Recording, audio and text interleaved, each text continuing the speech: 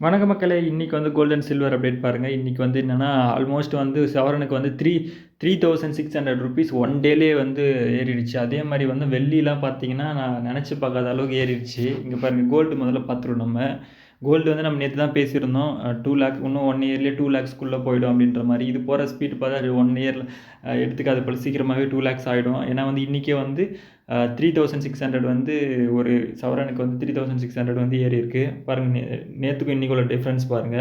நேத்து வந்து 1,07,600 இருந்துச்சு. இன்னைக்கு பாருங்க 1,11,200 ஆயிடுச்சு ஒரு சவரனுடைய ரேட் வந்து. அதாவது நம்ம யூஸ் பண்ற நகையோட ரேட்டு.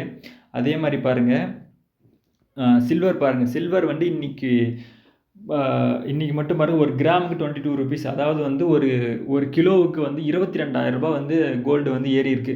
இத வந்து ஹையஸ்ட் அது லாஸ்ட் 10 டேஸ்லயே மட்டும் பாருங்க. இங்க பாருங்க இதான் இன்னைக்கு மட்டும் தான் 22,000 ஒரேடியா அப்படியே ஃபுல்லா ஏறிடுச்சு.